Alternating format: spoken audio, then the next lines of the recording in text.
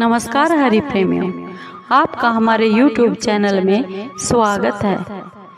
सभी दर्शकों को हमारी ओर से जय श्री कृष्ण। हरि प्रेमियों, कैसे हैं आप? उम्मीद है आप सब अच्छे होंगे।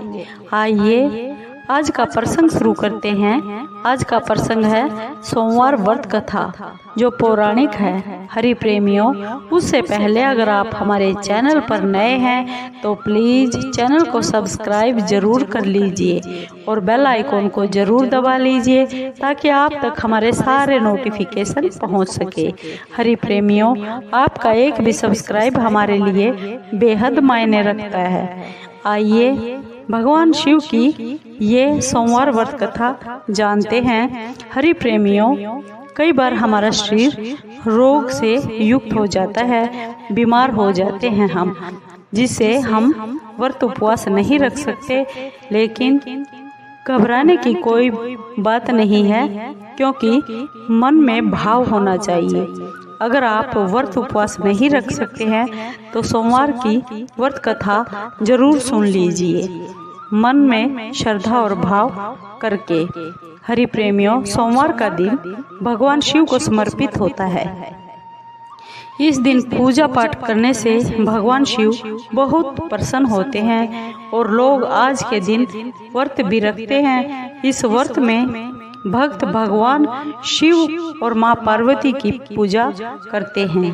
भोलेनाथ की पूजा अर्चना के बाद व्रत कथा सुनते हैं और अपने उपवास को सार्थक बनाते हैं। हरि प्रेमियों, कथा इस प्रकार है। एक समय की बात है, किसी नगर में एक साहूकार रहता था। उसके घर में बहुत धन धान्य था, धन की कोई कमी नहीं थी, परंतु उसके घर कोई संतान नहीं थी। संतान न होने के कारण वह साहूकार बहुत दुखी रहता था। संतान प्राप्ति के लिए वह हर सोमवार का व्रत रखता था। वह पूरी श्रद्धा और प्रेम के साथ हर सोमवार को भगवान शिव के मंदिर में जाता और भगवान शिव और माँ पार्वती की पूजा अर्चना करता था। उसकी भक्ति से माँ पार्वती एक दिन खुश होकर भगवान शिव से बोली, स्वामी, इस साहूकार की मनोकामना को आप पूर्ण कर दीजिए। इस पर भगवान शिव ने कहा, हे पार्वती, इस संसार में हर प्राणी को उसके कर्मों का फल जरूर मिलता है। जिसके भाग्य में जो होता है वही उसे भोगना पड़ता है। लेकिन माँ पार्वती ने साहूकार की भक्ति से खुश होकर उसका मान रखने के लिए भगवान शिव से फिर से इच्छा जताई कि आप उसकी मनोकामना को पूर्ण कर दीजिए। भगवान शिव ने माँ के आग्रह पर साहूकार को पुत्र रत्न की प्राप्ति का वरदान तो दे दिया, साथ ही यह भी बोल दिया कि उसके बच्चे की आयु केवल 12 वर्ष की ही होगी। साहूकार माँ पार्वती और भगवान शिव की बातचीत को सुन रहा था। उसे भगवान की इस बात से ना तो उसे दुख हुआ और ना ही उसे खुशी हुई, क्योंकि बच्चा होने के बाद 12 साल की उम्र क्या उम्र होती है। वह फिर 12 साल बाद चला जाएगा, उसकी क्या खुशी। वह हमेशा की तरह भगवान शिव की पूजा अर्चना करता रहा। कुछ समय बीत जाने के बाद साहूकार के घर में एक बेटे का जन्म हुआ। जब उस बालक की उम्र 11 साल की हुई तो उसे पढ़ाई के लिए काशी जी में भेज दिया गया। साहूकार ने अपने पुत्र के मामा को बहुत सारा धन देकर उसे काशी जी विद्या प्राप्ति के लिए ले जाने के लिए कह दिया। साथ ही रास्ते में यज्ञ करते हुए जाने का उन्हें आश्वासन भी दे दिया कि यज्ञ करते चले जाना। साथ ही यज्ञ स्थल पर ब्राह्मणों को भोजन कराने और उनको दक्षिणा देने के लिए भी कहा। दोनों मामा भांजे साहूकार के निर्देश के अनुसार यज्ञ करते हुए और ब्राह्मणों को दान दक्षिणा देते हुए बनारस यानी काशी जी की ओर चल पड़े। रात में एक नगर जहाँ पर किसी राजा की बेटी का विवाह था, लेकिन उस राजकुमार से उसका विवाह होने वाला था, वह आंख से काना था। राजकुमार के पिता ने अपने पुत्र के काना होने की बात उससे छुपा रखी थी। लड़की वालों को इस बात का नहीं पता था। राजा ने यह चाल चली।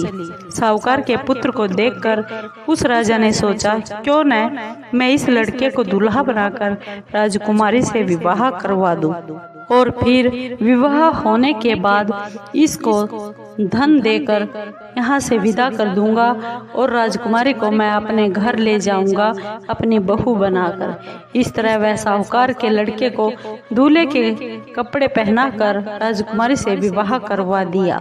लेकिन साहूकार का पुत्र बहुत ही ईमानदार था। उसे यह बात बिल्कुल भी अच्छी नहीं लगी। उसने मौका पाते ही राजकुमारी की चुन्नी के पल्ले पर यह लिख दिया कि तुम्हारा विवाह तो मेरे साथ हुआ है। यह राजकुमार जो तुम्हें साथ लेके जा रहा है वह एक आंख से काना है और मैं तो काशी जी पढ़ने जा रहा हूँ। जब राजकुमारी ने चुन्नी पर लिखी हुई अपनी वे सब बातें पढ़ी तो उसने अपने माता पिता को वे सब बात बता दी। फिर राजा ने अपनी पुत्री को घर से विदा नहीं किया और बारात को वापस लौटा दिया। दूसरी ओर मामा के साथ साहूकार का पुत्र काशी जी पहुंच गया। वहां जाकर उन्होंने यज्ञ किए। जब लड़के की आयु 12 साल की हो गई तो उस दिन उन्होंने यज्ञ किया। लड़के ने इस दौरान अपने मामा से कहा, मामा मेरी तबीयत कुछ ठीक नहीं लग रही है।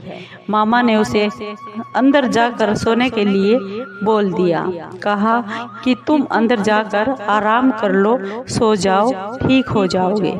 भगवान शिव के वरदान के अनुसार कुछ ही देर में उस बच्चे के प्राण निकल गए और भांजे को मृत अवस्था में देखकर उसके मामा ने विलाप करना शुरू कर दिया।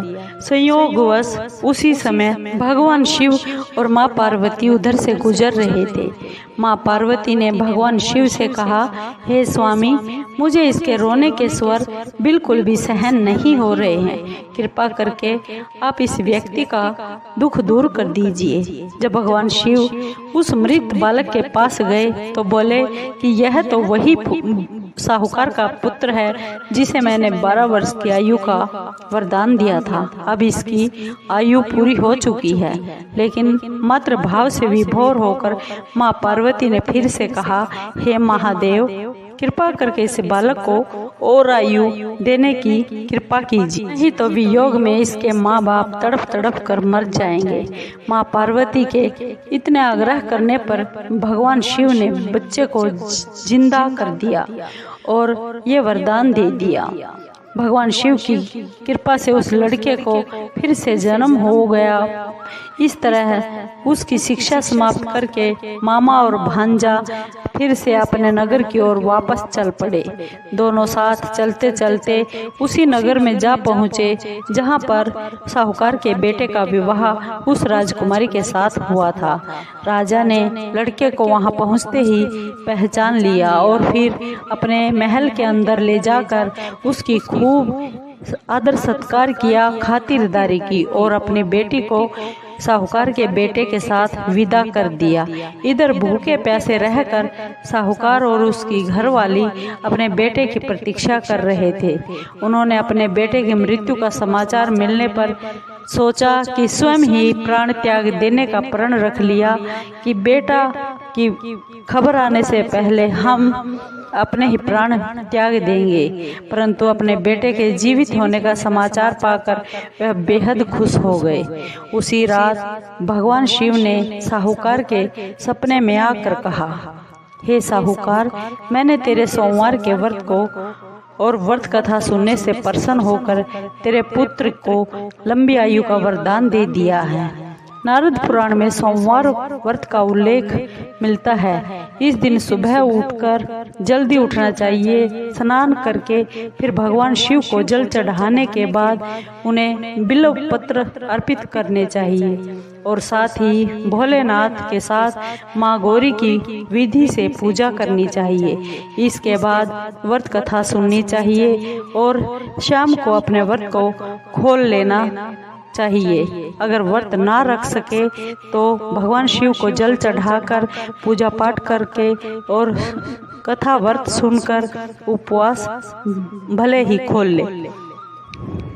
दरअसल सोमवार व्रत 3 तरह के होते हैं। इनमें प्रति सोमवार व्रत, सौम्य सोमवार व्रत और 16 सोमवार व्रत शामिल है, परंतु इन सभी व्रतों में पूजन विधि एक समान ही होती है। हरि प्रेमियों, आपको ये कथा कैसी लगी? सोमवार की कथा अगर आपको अच्छी लगी हो तो प्लीज़ चैनल को सब्सक्राइब कीजिए, लाइक कीजिए, शेयर कीजिए और कमेंट ज़रूर कीजिए। धन्यवाद दोस्तों।